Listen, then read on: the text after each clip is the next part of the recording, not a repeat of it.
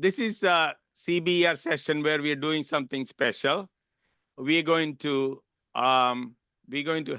introduce and talk about three of the superstars in the fintech job market. So we've gone through some screening. A number of people in the CBER were involved. Andreas Park, Fahad Saleh, myself, Jerry Sukulas, and a number of people who helped us screen the PhD folders and come to some kind of a ranking of the PhD students on the market. So we really have three excellent participants today.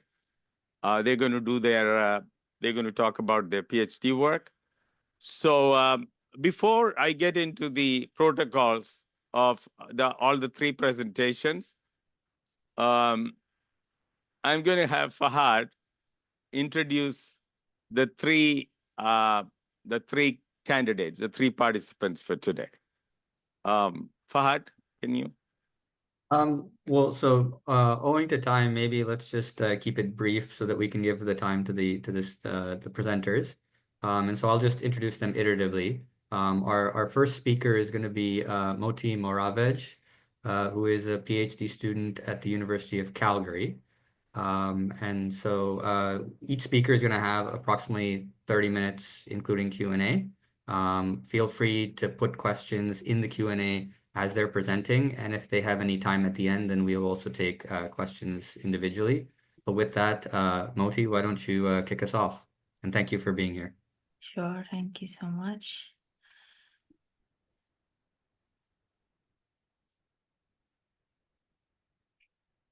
Hello, everyone. Thank you so much for joining this session. I would like to thank CBR and the organizers, first of all, to provide this wonderful opportunity to present our research and share our viewpoints in fintech with you. My name is Moty. I'm PhD candidate of finance at University of Calgary, Qiang School of Business. My field of research focuses on two main areas, fintech, blockchain, modern payment system. And also I'm interested in empirical study of market microstructure and emerging market. Today, I'm going to talk about our paper, which is a joint work with Alfred Lihar on private settlement in blockchain systems. Before going through the details of our research, I would like to pause for a moment and think about the fee market, comparing the TradFi, traditional financial market, and blockchain system in DeFi in general, to find out what are the differences between the stock market, banking, old-fashioned traditional payment system with the modern payment system. And there are some surprising and new facts in DeFi fee market. In traditional financial markets, we usually have a central authority for clearing and settlements. The fees are regulated. Everyone in the market are aware of the fee and the frictions that might be in place for receiving a service from a brokerage house, from a banker, or from any other service provider in TradFi. And usually we see one settlement agent who is known for everyone. After the trade is made, the transactions are cleared and settled by one settlement agent. And there are trustee in this ecosystem. But in blockchain system, the game is kind of different. We have unregulated structure for clearing and settlement, and the market is decentralized. So we don't have one special entity who play the role of the trustee for everyone. We have the case that settlement agents are multiple. In this context, miners, validators, block proposers are part of the settlement agents mechanism. So lots of them are working in proof of work or proof of stake at the same time to settle the transactions. And there is no regulation on top of their work. And the last two difference, believe me, makes a very big difference in fee market. Users offer a fee to miners or settlement agents. Imagine we are waiting in a line in a bank to provide a service and someone cut the line because just offering a higher fee to the settlement agents. And rationally, the settlement agents might select another users over me waiting in a line to receive the clearing and settlement service because the settlement agents wants to maximize their profit and their revenue. So when users offer fee to miners or validators, the rules of the game in fee market really change. And the other big difference in blockchain system fee market is the fact that the settlement agents have discretion in transaction selection. Also, there is a pool that users can send their requests for transactions in a waiting pool, but there is no strict rule such as a very organized or time-based queue or waiting pool. It's highly likely that someone who just show up in a pool and submitted its transactions get confirmed sooner than those users who are waiting in the pool. So in this research, we are looking at the fee market, which is kind of counterfactual to traditional financial market because it's like a free fee market. There is no regulations, multiple agents, freedom of transaction selection, and the users who are known for playing strategic games to benefit from the ecosystem, they can offer fee to the settlement agents. Our focus of this paper, our focus of research in this paper is better understanding the free fee market. How does it look like? How the incentives of the role player affects the formation of fee market in modern payment system. And the other fact which we look into it in greater detail is that is the simple auction model which generally offered by Bitcoin proof of work system and is used in other mechanism can answer the requirement of complex nature of the fee market. Is it sustainable at all for all the participants, or how users and settlement agents, miners, validators behave based on this auction model? I will share with you two main highlights. The first one is that the fee settlement market in blockchain system is more complex than what we think we are expect to see like in simple auction model. The users deviating from the simple auction model and also the miners like to contract with the specific users for maximizing their revenue. And we classified and find some type of users, which we call them private users because they are bypassing a communication channel and they are bypassing the Bitcoin protocol by creating a communication channel dedicatedly between themselves and specific miners. And we find that these users and miners are communicating, sending transactions, different type of transactions to each other in a long run. And our paper is structured based on answering these questions: why this has incentives, how does it form the fee market, and how the mechanism work. So in general, we find that the private settlement, first of all, exists in blockchain system. And we use Bitcoin data as a lab for analyzing the private settlement in blockchain systems.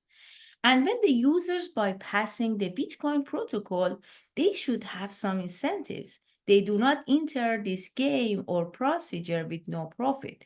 We find that the average fee and the variation of the fee that these users are paying are lower. So one of their incentives could be paying lower fee no matter what's the demand in the market in order to reduce their costs and expenses. And also we find that the private users, they have higher demand. They are in the market for and posting more transactions comparing to their regular users. And that's why they want to benefit from long-term contract to kind of reduce their costs and frictions. And the other interesting finding is that the miners are not equally involved in this procedure. We classified miners in two groups, bigger miners and smaller miners, based on their market share, how many blocks they created successfully in the past as a measure for classify them in terms of their success in block proposing and block generation. We find that the smaller miners are more likely to participate in private settlement, and the variation of their fees lower. And also, the private channel, when is created between users and miner who wants to communicate privately, it's not just for monetary purposes. It's not just for sending transactions like sending Bitcoin or cryptos for different wallets. We find that the users also use this channel for data insertion, which is another mechanism for communications in blockchains for storing data on blockchain. We will see more about these findings, but to have a general idea, I shared a couple of them. Our paper is related to still growing literature on unregulated markets, settlement specifically, and fee markets. We have studied these kind of dark pool, ECNs, upstairs markets in the stock market, which there is another venue for trading provided for specific users for special demand beside the public trading in a stock market.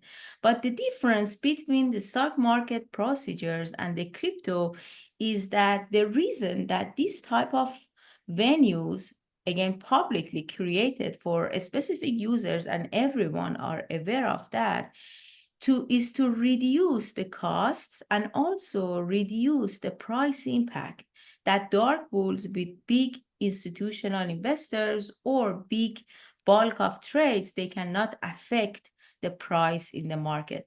But it's not the case in crypto. So we see some similarities, at the same time some differences in this research. And also, there are other strand of papers talking about collusions, strategic behavior between the participants, because the users in blockchain system try to benefit from what are the opportunities available on the table for them to maximize their revenue and profit, specifically in a context that regulation is not the case.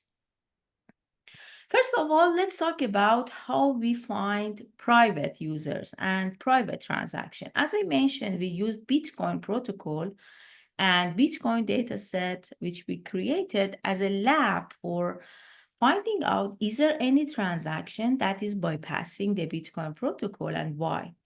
First of all, we have a normal scenario, which user want to transact in a Bitcoin blockchain by mentioning the input wallet address, output wallet address, and the amount or the value that the users want to send through transactions to each other.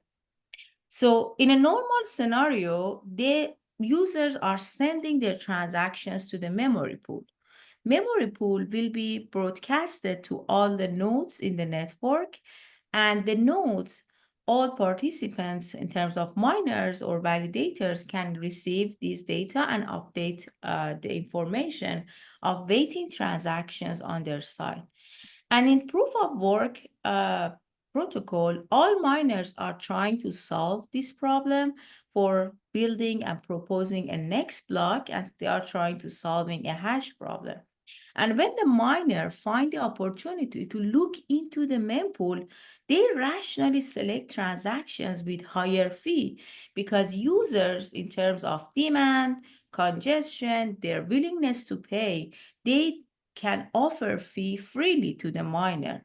So miner try to fill the block which has a limited space with higher fee transactions to get the best out of this chance. And then after creating a block, the block will be sent to the network, so everyone will understand that the new block is created, and the transactions that are settled and stored in one block are confirmed. And in that sense, in that point of time, the transaction is complete, and the output value in receiving valid address is usable. But we find that some users don't send their transactions to the memory pool, and they send it to the miners directly. And we want to find out why and what are the incentives here. At least 6% of users are bypassing the Bitcoin protocol. And also, interestingly, we find anecdotal evidence confirming this fact. For existing private channels, there are projects available on GitHub for free if you want to contact to a miner and send your transactions to the miner directly. You have access to that. And there are negotiations and questions on public websites for users who are asking how we can find a miner, how we can send transactions directly to the miners. So it seems there are some supporting anecdotal evidence from two sides, both miners who are interested, and also the users who are interested to find these channels and found this need. So to receive the data from the memory pool, we have two Bitcoin nodes, which for every minute we read the mempool data, which is basically a queue transactions that are like requests for transactions that are waiting there, and we gather this information. We call them waiting transactions. And every 10 minutes, which is the creation time of new blocks in Bitcoin, we receive the confirmed transactions. And by comparing these two sets, the confirmed transactions and also the waiting transaction, we can find out the transactions that never show up in a mempool, but they confirm in the blockchain. So there should be a private and separate mechanism for sending these transactions. And also we control for mixer transactions and miner transactions because they are different type. If I have time, I will talk more about it, how we exclude these transactions from our sample to just see transactions with the same nature between the users. First of all, as you know, the Bitcoin transactions and the users are designed anonymously. So anyone can have different wallet addresses at the same time.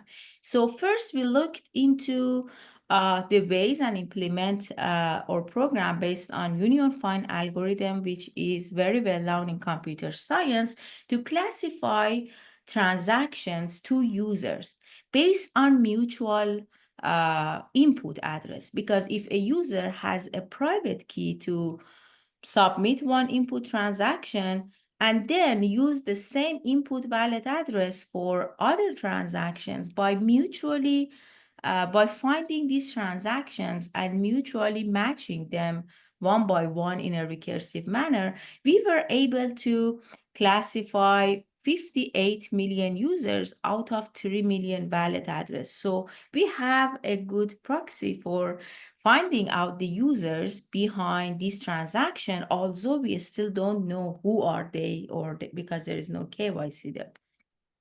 And when we look at the fee per weight, which is the average measure for how much these users paid, we find that the private users pay almost 18.72% less than the others.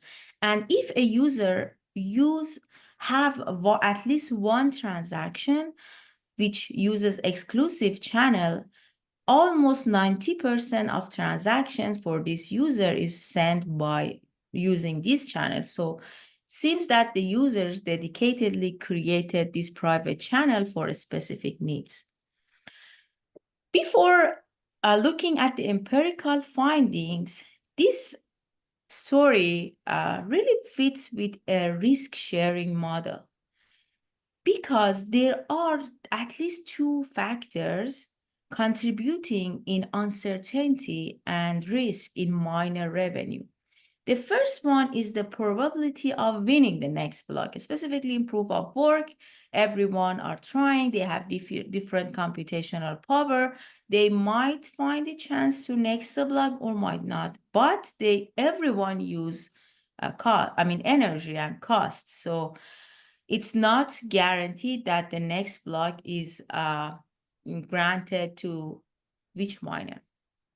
And also the fee varies a lot. For example, in Bitcoin, we have $2 to $5 transaction fee on average, but sometimes in terms of demands and also news, changing the sentiment, and also some happenings, unexpected happenings will increase the congestion and hash rate in the network. This fee might increase to $60 or $70 or even more. So it really affects the profit and loss of those who are involved in transactions and those who are involved in a blockchain system, actually.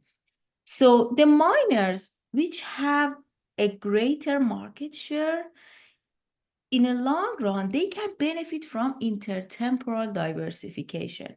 It means no matter if the fee is high or low, they have higher chance to win the next block. But the smaller ones, even they might find the next block when the fee market is low. So they are under more pressure in terms of uncertainty and risk.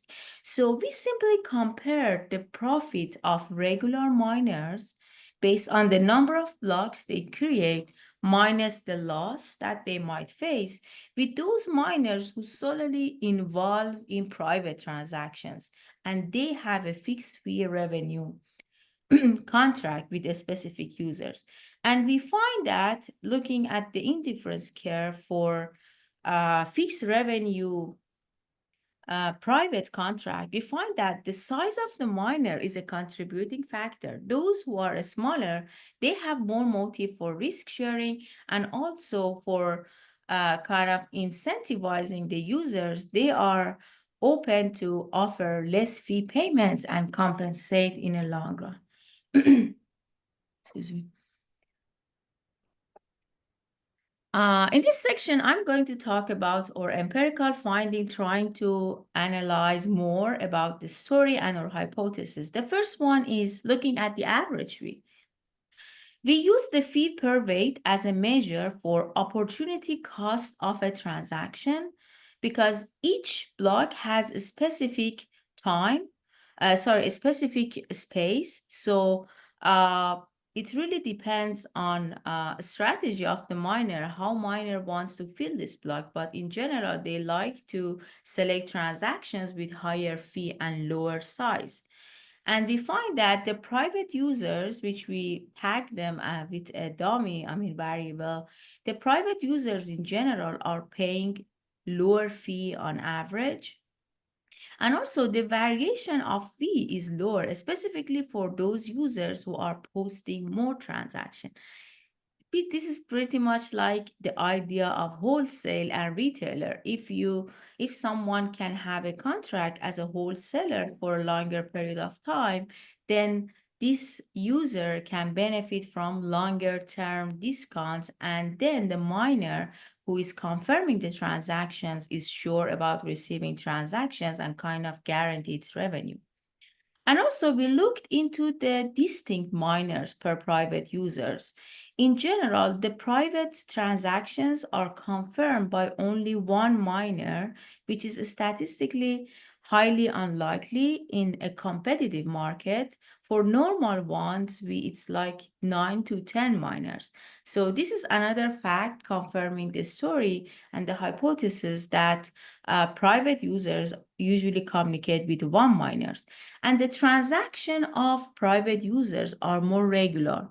They spaced out more evenly through the time. We looked into the time dispersion between the timestamps that the users are sending their transactions. And the standard deviation of this time interval is lower for private users comparing to the normal users. And as we discussed in the model, the miner size really matters. In general, smaller miners have more uncertainty about their revenue. But when the market share increases, it's highly likely that these miners involved in private settlement, and we checked it with probability regressions.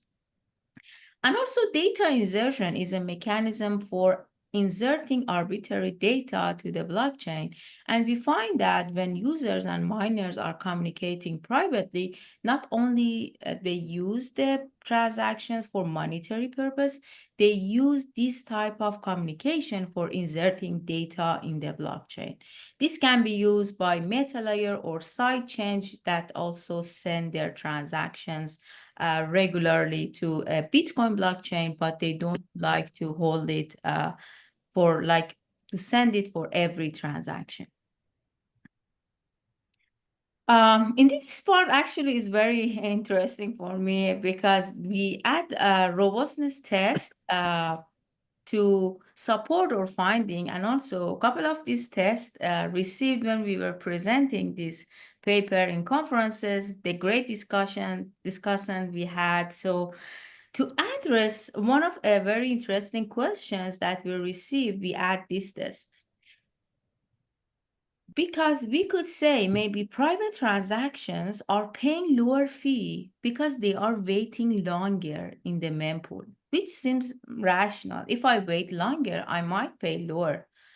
To address these questions, we need to define a proxy because the waiting time of private transactions and private users are unobservable for us. We don't know at which point of time users and private miners are communicating with each other, but we use the waiting time of a miner to find a chance to win a block as a proxy for waiting time of the private users.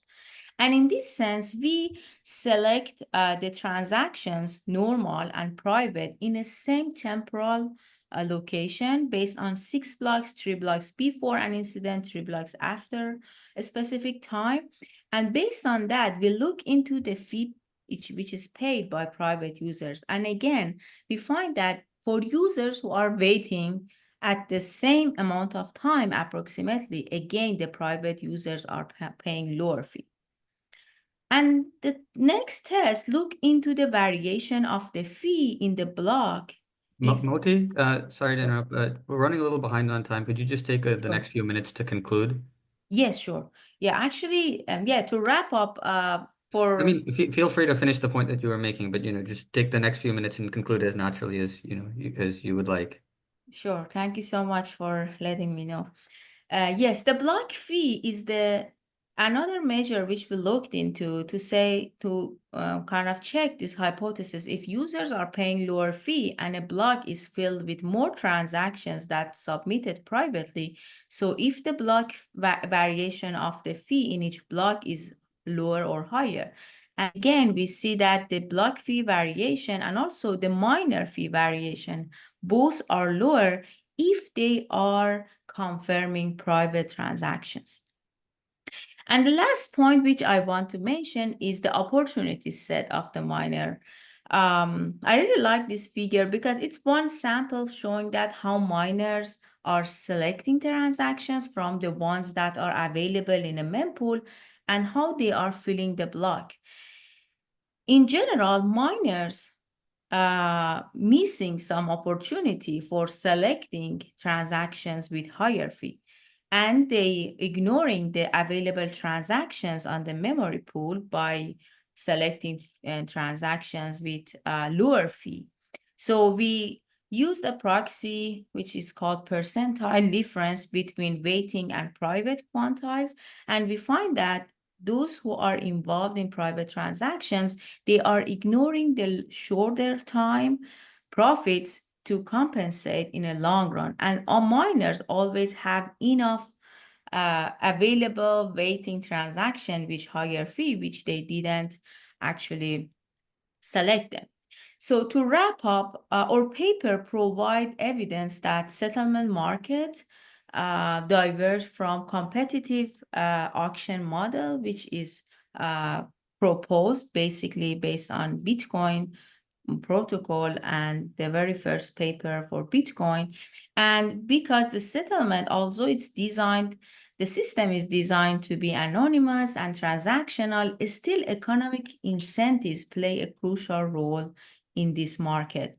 And we find that users who are having higher demand, transacting more, and also they are posting more transactions, they can benefit from long-term agreement between themselves and the miners in private settlement.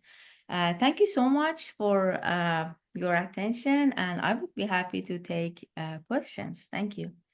Thank you, Moty. We have some time for questions. Also, you can post questions in the Q&A box, but I don't see any at the moment. But if there are some questions, please. So I think there is a question in the Q&A box, but we are also a little behind on time. So if I could suggest maybe Moty, if you could answer that question by text in the Q&A. Oh, yeah, sure, definitely. I would be happy to. Thank you so much. Thank you. Okay. Shall we go on to the next speaker? Yes. So Artem Streltsov is the next speaker. So, Artem, you there? Yes. Okay. Thank you so much. Go ahead. Share my screen. First of all, thank you so much for this opportunity. This is a really great session. I really like the paper by Moty. Fascinating. So my name is Artem Streltsov. I am a finance PhD job market candidate from Cornell Johnson. And I do research in fintech. I have some cryptocurrency research, but also a lot of artificial intelligence applications research. And today I'm presenting a paper. This is not my job market paper. It's a paper from my portfolio with Qiang Wang, who is the co-author, an economics PhD student from Cornell. And in this paper, we use cryptocurrencies as a sandbox to study how perpetual contracts affect underlying market microstructure. First of all, what are perpetual contracts? Perpetual contracts were introduced in 1993 by Robert Shiller to price illiquid assets. And he used real estate, human capital, and economic indices as an example. That idea was never implemented in traditional markets, however. And it was implemented for the first time in the cryptocurrency space in 2016 by BitMEX, a cryptocurrency exchange. Perpetual contracts trade 24/7, just like the underlying spot markets, enabling continuous price updates, and the price feeds are transparent because of the blockchain. The trading volume of perpetual contracts is substantial. Most of the trading activity happens in the cryptocurrency space, happens in the derivative space. And perpetual contracts account for 93% of the cryptocurrency futures market. Since 2020, the trading volume is over $90 trillion, which is comparable to the gold market or the treasuries markets. The key feature of perpetual markets is that they don't have an expiration date. And that sets them apart from the traditional futures markets. So perpetual contracts don't need to be rolled over, so they can be held indefinitely. And the prices in perpetual markets and spot markets are attracted to each other through the so-called funding fee mechanism, which has an 8-hour settlement cycle. Money changes hands essentially every 8 hours automatically. And the payment direction is based on the difference between the prices in the two markets. If, for instance, perpetual price is higher than the underlying cryptocurrency spot price, then the long side pays a funding fee to the short side. This funding payment is proportional. The fee size is proportional to the deviation between the two prices. So why are perpetual contracts so popular? They have several advantages over spot markets. For instance, they have lower transaction fees. They have faster execution because there's no on-chain verification. They also allow for leverage capabilities and easy short selling. And because of those advantages, the market is quite liquid. And higher liquidity is also one of the advantages. So it's like an endogenous feedback loop. So in this paper, we study how perpetual markets affect market quality, informational efficiency of underlying markets, and what role they play in market microstructure. Which we use 3 quasi-natural experiments, 2 experiments with perpetual contracts trading and 1 experiment with perpetual absent. The first 2 experiments are, first, we leverage the exogenous nature of the funding time. Next, we look at the introduction of perpetual contracts. And finally, we take advantage of the perpetual trading termination that happened in 2021 on Huobi. And we find that perpetual contracts increase spot market quality, informational efficiency at the cost of wider bid-ask spreads due to heightened adverse selection risk. So what it means essentially is that perpetual contracts increase trading activity and liquidity in the spot markets, but also they increase transaction costs. And who trades in the spot markets? To a large extent, those are retail traders. So retail traders are those that bear the cost of higher informational efficiency. These results are consistent with information-based microstructure theory. The data used in this project is provided by Kaiko. We have access to both high-frequency trading data and order book snapshots for more than 100 token pairs on both markets, spot and perpetual. More than 10 exchanges, and the data spans the data span is 6 years, starting in 2017. We consider a number of market quality measures, such as order imbalance, which is in a way a measure of liquidity.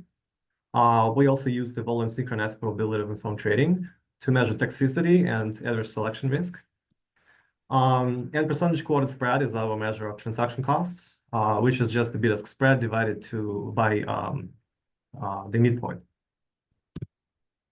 So the first question is, how do the 2 markets compare in terms of the outcome measures, right? Which we obviously, as we expect, we find that trading activity in the perpetual markets is much higher than in the spot markets. We also find that order imbalance is much lower, which means liquidity which means perpetual markets are generally more liquid than spot markets.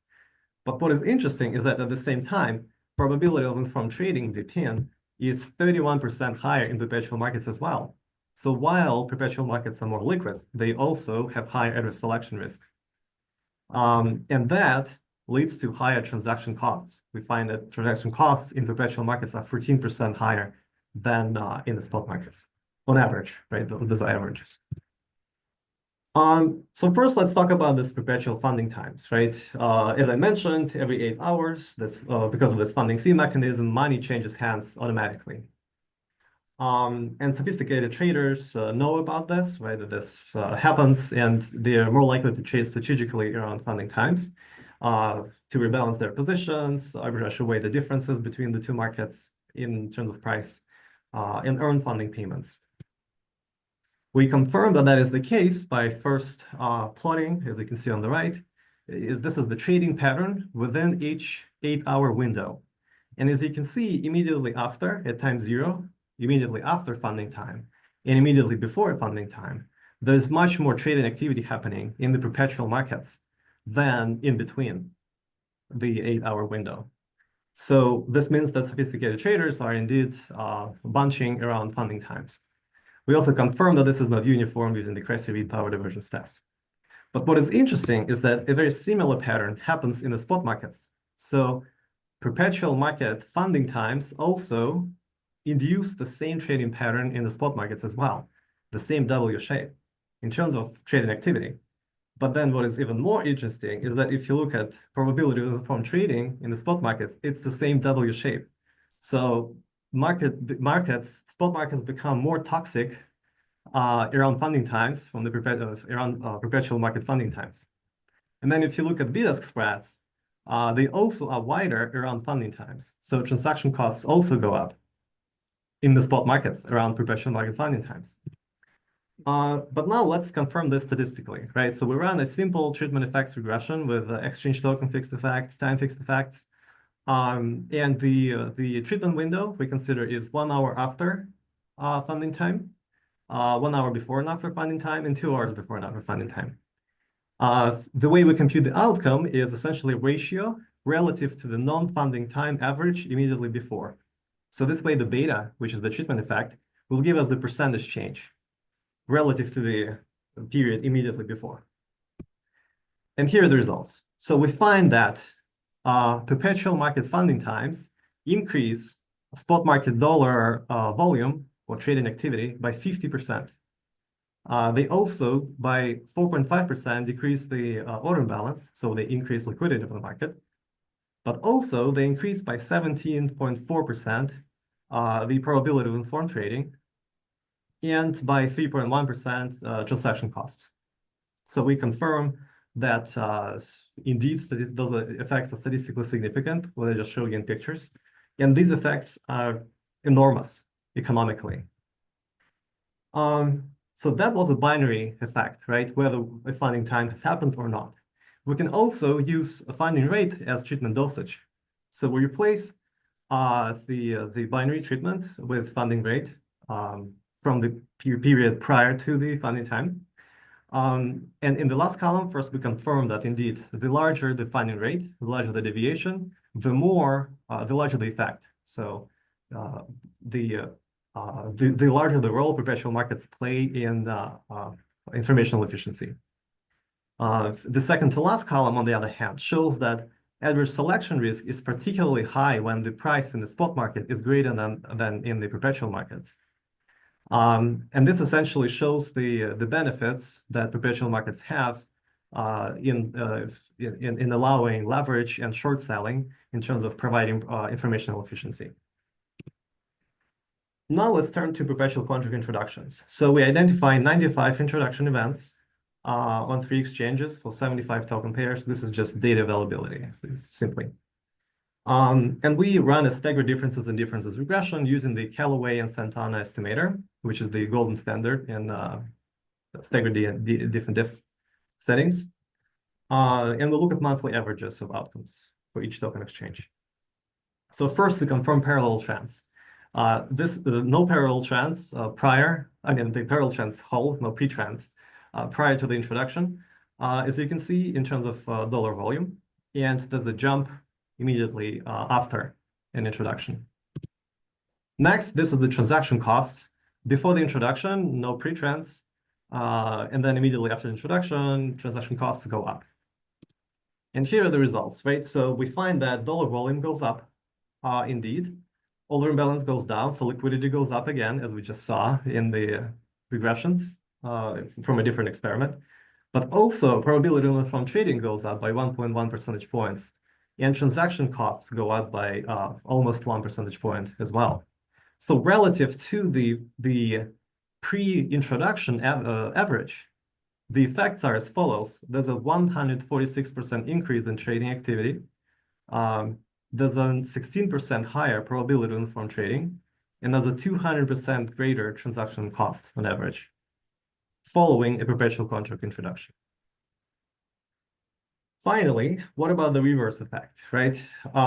In 2021, on September 24th, to be more accurate, the Chinese government essentially banned cryptocurrency activities.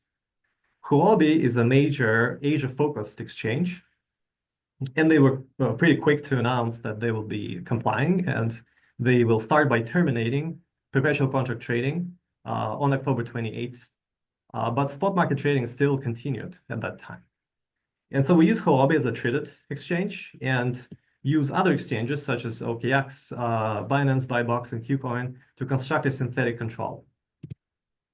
So we construct a synthetic control for each token exchange, for each token on Huobi separately, using other exchanges.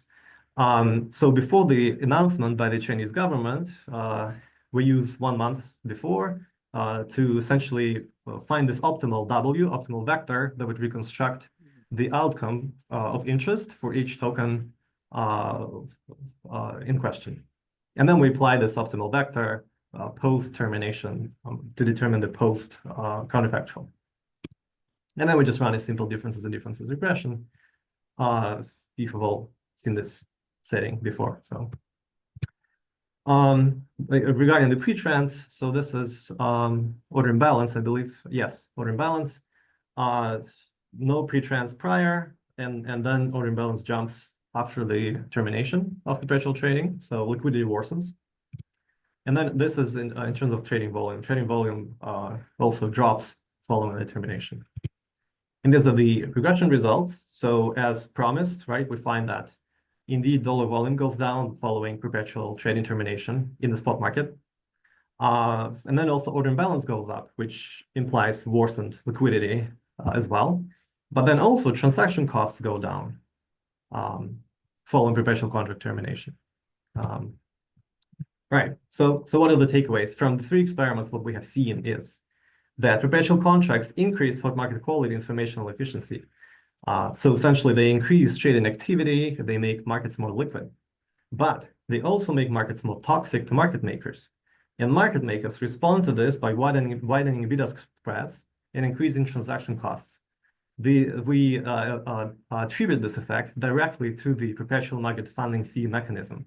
So the very mechanism that underlies the price discovery in perpetual markets. And who trades to a large extent in the spot markets? It's the retail traders. So retail traders bear the cost of this higher efficiency from perpetual markets. Thank you. Questions? Okay, thank you. Thank you, Artem. Let's see, do we have any questions?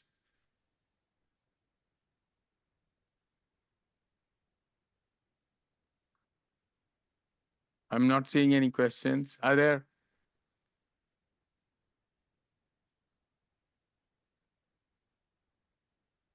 There aren't currently any questions in the Q&A. So maybe why don't we move on to Okay, yeah, we can move on. And then, so Qiang Wang is the next presenter. Qiang? Yes, thanks, Kose. Thanks, Fahad. Let me first show my slides. All right, thank you everyone for joining today's session. I would like to thank Moty and Artem for their great presentation, and thanks for Kose and Fahad and other CBR organizers for having this paper in the program.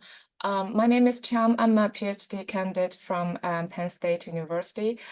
Today I'll be presenting my JMAC paper that's Decentralized Finance, or DeFi, Democratize Access to Financial Services.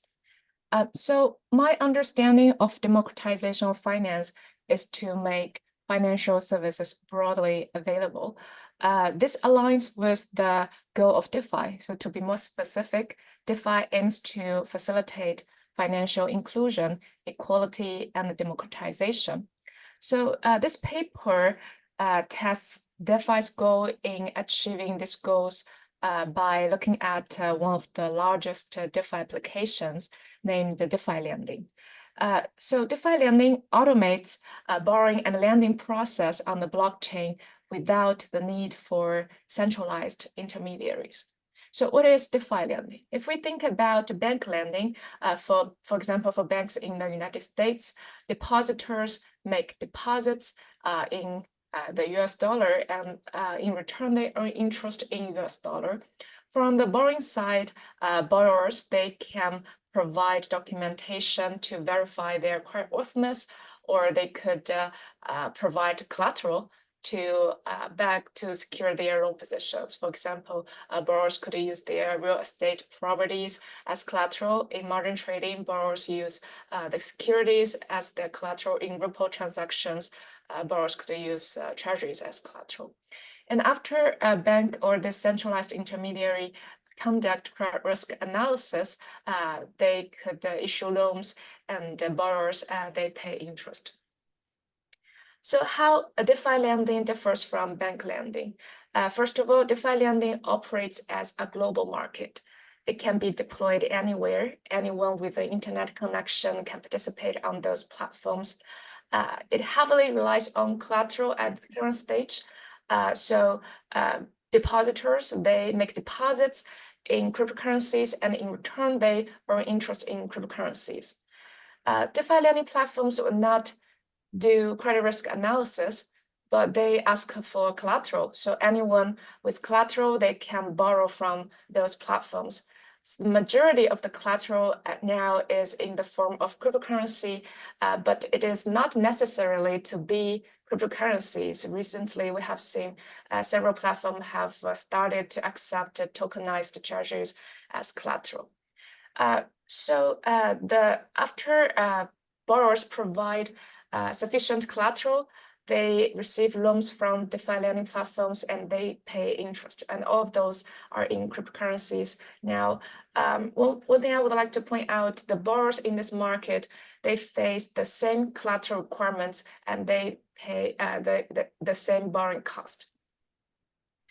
The DeFi lending platforms are regulated by the governance token holders. So you can think about them as shareholders of a company. So those governance token holders could be developers or founders of those platforms, or they could be investors who hold positive sentiment regarding those platforms. So this figure shows you the structure of a typical DeFi lending platform.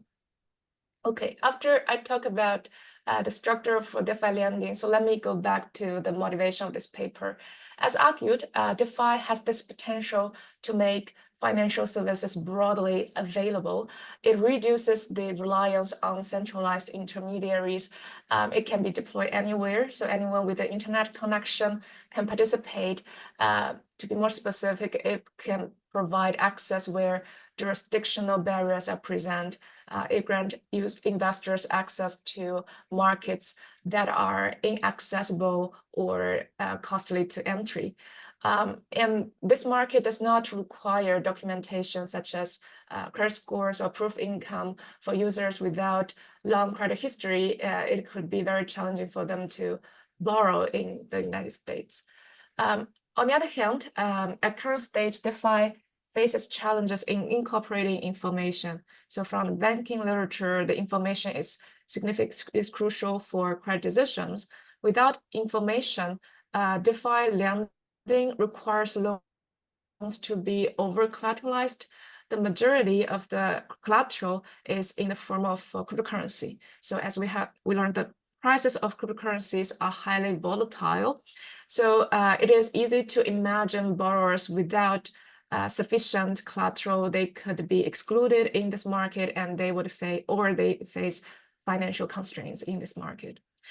So as argued, it is far from clear empirically whether DeFi is facilitating financial inclusion, equality, and democratization as an economic reality, which makes the evaluation of DeFi's effectiveness in achieving these goals a first-order question. So this paper aims to quantify the borrowing constraints in the current DeFi lending market. Okay, so let me explain more about the motivation of borrowing and lending in this market. So borrowers, as documented, they either borrow stable coins or they would like to seek investment opportunities within DeFi sector. DeFi lending operates lending pools. Each lending pool facilitates borrowing and lending for one type of cryptocurrency. For example, the USDC lending pool here collects deposits in USDC and issue loans in USDC. To borrow from DeFi lending platforms, borrowers need to provide collateral. The amount of collateral they will need to provide is regulated by a parameter named liquidation threshold. So let's say the liquidation threshold is 80%. It means that with $100 of cryptocurrency collateral, borrowers can borrow up to $80 in cryptocurrencies, or equivalently, it means that to borrow $80 in cryptocurrencies, borrowers need to provide $100 or more than $100 of crypto collateral. So if borrowers borrow more than $80 or provide less than $100 of crypto collaterals, their positions would be liquidated. Let me walk you through an example. So let's say Alice wants to borrow $80 in USDC and she has a Bitcoin investment. She would like to use those Bitcoin investment as collateral to borrow liquidity. She supplies Bitcoin to the Bitcoin pool. Currently, the liquidation threshold is 80%. It means that Alice will need to provide $100 or more than $100 of Bitcoin. If Alice supplies $100 of Bitcoin, her position would be safe as her loan to collateral value ratio is equal to this liquidation threshold parameter, 80%. At the end, Alice's account shows an $80 loan in USDC and a $100 deposit in Bitcoin. The platforms can regulate the collateral requirements by adjusting this parameter liquidation threshold. So let's say platforms want to relax the collateral requirements by increasing the liquidation threshold from 80% to 85%. It means that for every $100 of Bitcoin Alice supplies, she can borrow up to 85. So if she borrows an additional $5, her position will still be safe because her loan to collateral value ratio is equal to this liquidation threshold, 85%. All right, so this is what I mean by a relaxation in collateral requirements. So after we talk about the DeFi lending market, let me show you the main results in this paper. I investigate borrower behavior on the two largest DeFi lending platforms, Aave and Compound. The data shows that on average, borrowers supply $536,000 in cryptocurrencies, and they would borrow around $211,000 in cryptocurrencies. So they do not fully utilize their borrowing capacity. On average, the platforms allow them to borrow $80 for every $100 of collateral. But the data shows that borrowers would only borrow $44 for every $100 of cryptocurrency collateral. So that is around 50% of their borrowing capacity, which suggests that borrowers could be constrained by collateral requirements. However, an alternative story could be that borrowers, they have secured the amount of the loan they require in this market, and they will not need to borrow more in this market.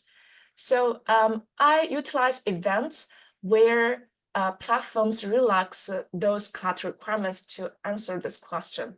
Let's say before the relaxation, platform allows borrowers to borrow $80 for every $100 of collateral, but after the relaxation, platforms allow borrowers to borrow $90 for every $100 of collateral.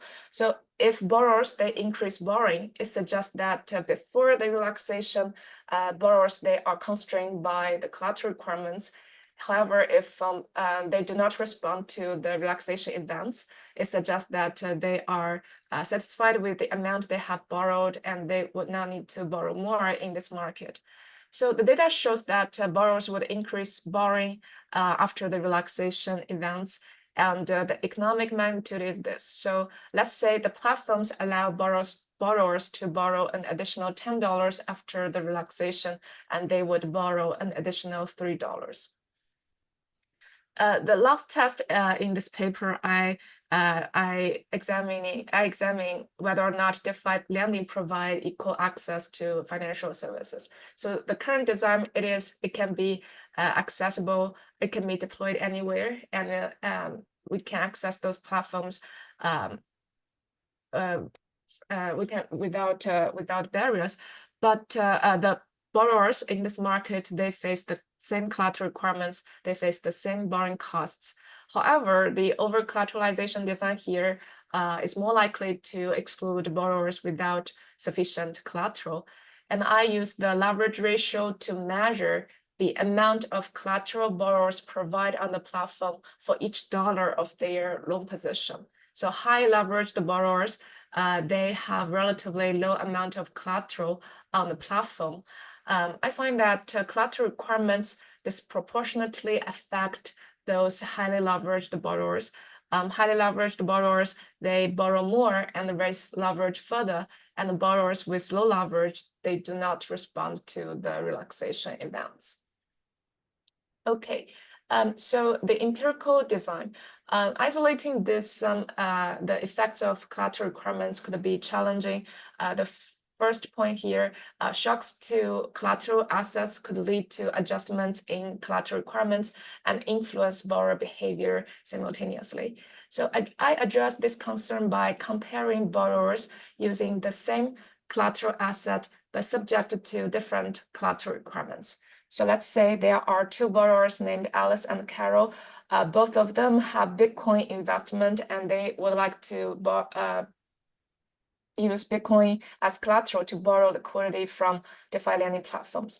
Alice supplies Bitcoin to one of the lending platform named Moravvej, and Moravvej has a liquidation threshold 80% for users using Bitcoin as collateral.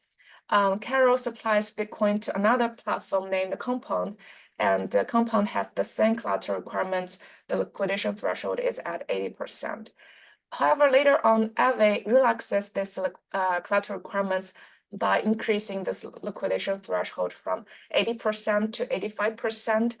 It means that Alice now can borrow an additional $5.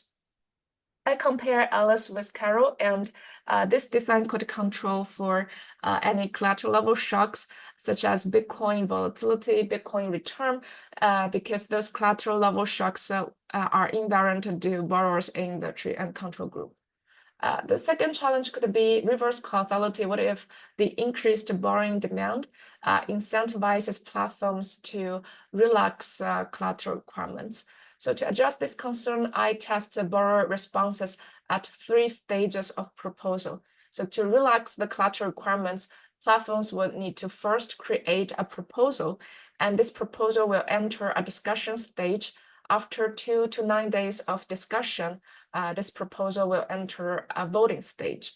So during this stage, the governance token holders would vote on this proposal.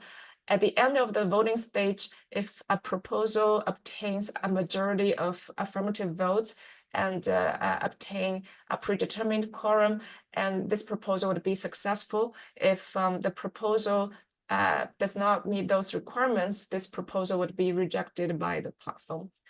And a successful proposal will enter a time lock period. During this period, the platform will do final reviews and prepare for the execution. And then this proposal would be finally executed. So I divide sample period into 3 stages. Let's say before the discussion stage, the liquidation threshold is at 80%.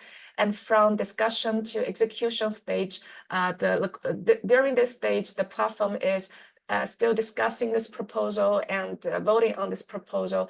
The liquidation threshold would remain at 80%. And after the execution, the liquidation threshold would increase to 85%. So if the increased borrowing demand incentivizes platforms to relax collateral requirements, we should observe such kind of factors already take effect starting from the discussion stage. So if I observe the increased borrowing behavior starting from the discussion stage, it suggests that such effects are not driven by the changes in collateral requirements. Okay, so those are the empirical design which helps to mitigate the endogeneity problem in this paper. The data set I used for the analysis, I hand collect governance proposals from governance forums. So this data set gives me the proposal content, proposer, voters, their voting powers, executor and outcomes of proposal. And more importantly, this data set gives me the timestamps of each stage, the discussion stage, voting stage, and execution stage. I obtain pool level and account level data set from the Missouri database. At the pool level, this database gives the interest rate, the amount of deposits in the pool, and the amount of liquidity borrowed from the pool. At the account level, this data set gives me the loan and deposit amount for each account. I define borrowers as accounts with open borrowing positions at the timestamp of proposal creation. So those borrowers, they have the open borrowing positions before the platform changed the collateral requirements. I obtain daily crypto prices data from CoinMarketCap.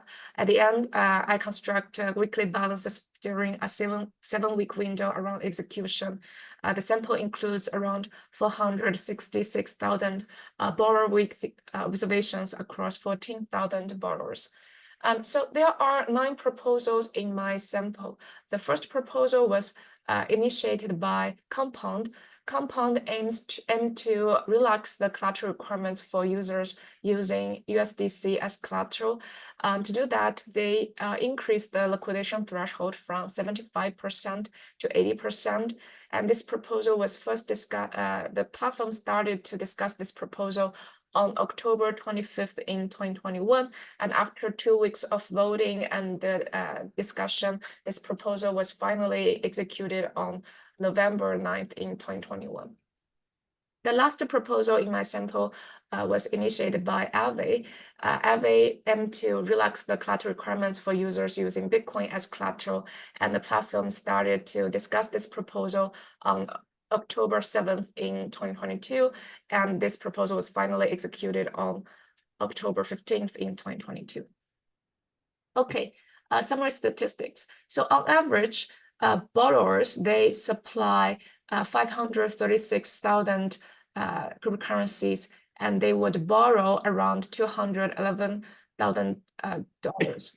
So, and there are large, there are several very large borrowers in this market. The median is around $26,000, and the median of the loan position is around $9,000. The average leverage is 1.44. The leverage is defined as the asset to equity ratio, so the total borrow plus total deposit divided by total deposit. The interpretation is this: so on average, borrowers, they would borrow $44 for every $100 of the collateral they supply on the platform. Okay, so first results are borrowers constrained by collateral requirements. I utilize events where platforms relax the collateral requirements to test this question. If borrowers, they are constrained by collateral requirements, we should observe borrowers, they will increase borrowing following a relaxation in those requirements. If borrowers, they have already secured the amount of the loan they require in this market, they should not they will not borrow more after the relaxation in collateral requirements. So I test this by using the following regression. So this regression shows you the percentage change in loan balances during 3 stages. The beta 1 here captures the percentage change in loan balances when platforms are still discussing and voting on this proposal. The beta 2 here tests the percentage change in loan balances after platforms officially execute the proposal. I use the borrower fixed effects to control for any time invariant variation in loan balances, and collateral weak fixed effects to control for any collateral level shocks. This table shows you after the relaxation, borrowers, they would increase borrowing by 9.2%. And the second column include the collateral by weak fixed effects. It shows the results are similar. The third column include the interaction term treated by discussion to execution stage, which tests the percentage change in loan balances when platforms are discussing and voting on this proposal. It suggests that borrowers would not increase borrowing when their collateral requirements have not changed. This figure shows you the dynamics of the loan balances before the proposal execution, after the proposal execution. Before the proposal execution, the loan balances for the tree group is insignificantly different from the loan balances for the control group. And after the proposal execution, treated group significantly increased borrowing. So the last question, does DeFi lending provide equal access? So borrowers, they have the same collateral requirements, they face the same borrowing costs. If DeFi lending provide this equal access, we should observe borrowers increase borrowing independent of their other characteristics. However, the collateral requirement is more likely to exclude borrowers without sufficient collateral. I use the leverage ratio to measure the amount of the collateral they provide on the platform. So here, the highly leveraged borrowers, they have relatively low amount of collateral on the platform. And I sort borrowers into quartiles based on their leverage ratio before the proposal discussion, and I examine borrower responses across quartiles. This figure shows you the percentage change in loan balances after platforms relax the collateral requirements. You can see the borrowers with low leverage in quartile 1 and quartile 2, they would not respond to the relaxation events. And for borrowers with high leverage, they would increase borrowing after platforms relax the collateral requirements. Okay, so the last few figures show you the dynamics of leverage. Again, borrowers with low leverage, they would not change their leverage ratio. And for borrowers with high leverage, they are more likely constrained by the collateral requirements. And after platforms relax those requirements, they would increase borrowing and raise leverage further. I implement a few robustness tests. I show the borrowing constraints hold for experienced borrowers and hold for non-smart contract users. I cluster standard errors by other level and proposal level, and I show the results are similar. The placebo test, I use a subsample of users, they do not have loan positions. So this collateral requirements should only affect borrowers. For users without loan positions, they supply cryptocurrency to earn interest. So I find that users without loan positions do not respond to the relaxation events. Lastly, I show that the increased borrowing activity after the relaxation in collateral requirements would lead to higher interest rates. Okay, so to wrap up, so this study tests DeFi's effectiveness in achieving financial inclusion, equality, and democratization. And this paper aims to quantify the borrowing constraints on the DeFi lending platform at current stage. I utilize events where platforms relax those requirements to test this question. I find that borrowers, they would increase borrowing and raise leverage further after the relaxation events. The collateral requirements would disproportionately affect highly leveraged borrowers, and such borrowing constraints hold for borrowers irrespective of their DeFi lending experience. And at last, this study suggests that borrowers without sufficient collateral, they would face constraints, or they could be excluded by this in this market. And thank you all for your attention. I'd be happy to answer questions. Thank you, Qiang. Yes. So actually, if I may suggest, since we have a couple of questions and we have some time, maybe actually we could unmute the people who have the questions and they can interact directly with Qiang. So I'm going to unmute Marius because he had the first question. Okay. Hello? Yes, so can I, so I observed two questions from Right, so maybe Marius had the first question, so if he can just pose it so the audience can hear it and then you can respond. Okay, sure. Hi, Jen, can you hear me? Yes, I can hear you. Yeah, so I was wondering, this is a very big and important question, whether DeFi is making finance more democratic. And I was wondering what sort of like the social optimum would be here. Because do we want traders, to be able to take leverage anonymously and not have higher collateral requirements? When I think about the democratization of lending in DeFi, I think something about flash loans that you can take with zero capital, and that's available for everybody. But if you're imposing credit risk on somebody, maybe you should have this collateral, especially if you're doing so anonymously. So I'm not sure what the first best here. I'm not sure what we're after as a system. Yes, that's a very good question. So first of all, it's I see your point, wondering what the democratization means here. The main goal of this study is to test how large the collateral requirements constrain borrowing capacity.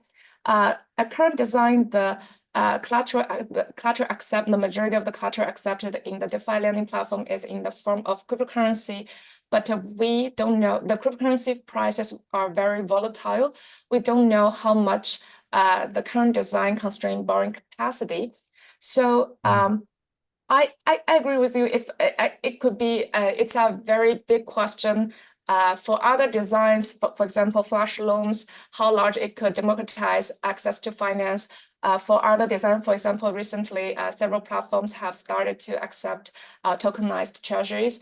How large such design could democratize access to finance? It's a very important and interesting question. This study, I don't think it can speak to that.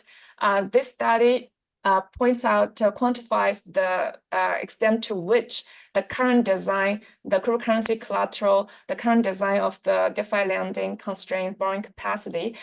From my perspective, it questions the effectiveness of the DeFi lending in democratizing financial services. Okay, okay. Yeah, thank you for your question.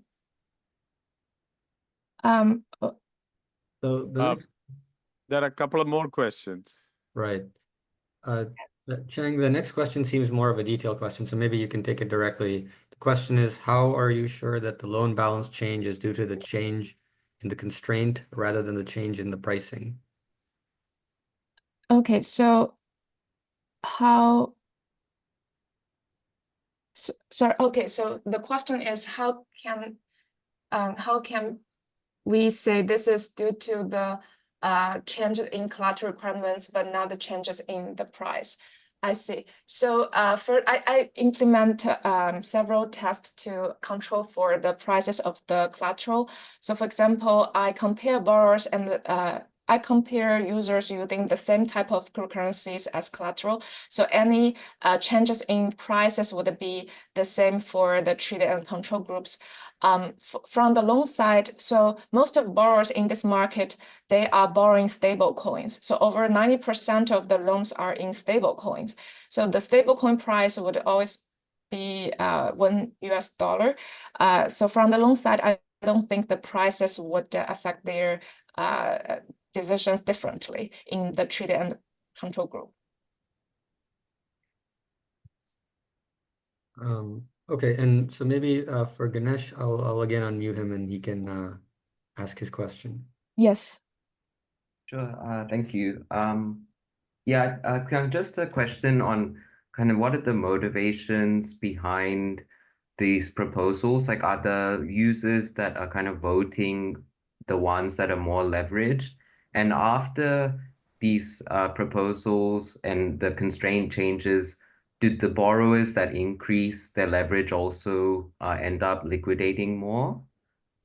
Yeah, that's a very good question. So let me talk more about the proposal in this DeFi lending platforms. So in my sample, all of the proposals are initiated by DeFi research firm. And this DeFi research firm, from their website, I observe they say they would optimize the collateral requirements by monitoring the amount of the liquidity borrowed, the amount of liquidity in the pool, and the liquidation events, and the insolvent debts. So they would like to maximize the borrowed amount and then minimize the risk of the protocol.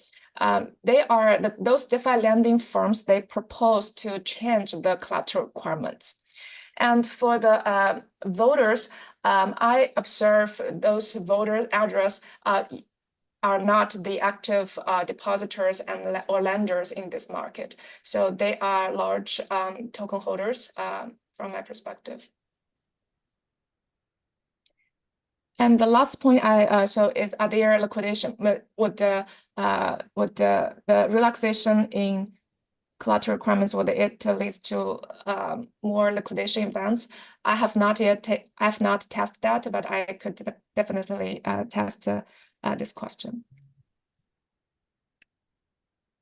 Yeah, thank you. Okay. So given time, maybe for the last two questions, Qiang, if you could just take them directly, if you could read them out and then respond to them. Okay, so a question from Qiang. Could it be that a borrower with lower leverage may hold a more bullish outlook on the collateral asset as they are particularly motivated to avoid losing ownership of it? So it is caused by different perspective. There's some so if let's say if so the identification design here, I use the borrower fixed effects, so any time invariant variations should be controlled by that. So this would be a problem if all of the borrowers with lower leverage, they hold a more bullish outlook on the collateral assets, and all of the borrowers with high leverage, they are not that optimistic on the collateral assets. But in my sample, I have a very large sample of borrowers, and I think borrower fixed effects could help me to control for that. And other than that, I'm not sure the best way to measure their outlook. So it's a great question, but I'm not sure how to test their sentiment and outlook regarding the collateral assets. And thanks for that. And the last question: why can we assume from finding that highly leveraged borrowers are the only ones increasing their borrowing after modern requirements that DeFi lending restricts access to borrowers who are already asset rich? What is the leverage account value relationship? Yeah, yes, that's a so I wish I could so the main idea of this paper is to quantify the constraints, and here I use the amount of the collateral or the leverage they would like to take on the platform to measure the amount of the asset they hold. However, I agree with you. It's not a perfect proxy. But in the design, I'm not able to. I probably could to link the data set to other platforms, but at current stage, I'm not able to observe their wealth level, or I only observe the amount of the collateral they provide on the platform. And from the results, I observe those highly leveraged borrowers. They respond to the relaxation events. It suggests that before the relaxation, they are constrained by the collateral requirements. Yeah, thank you for your question.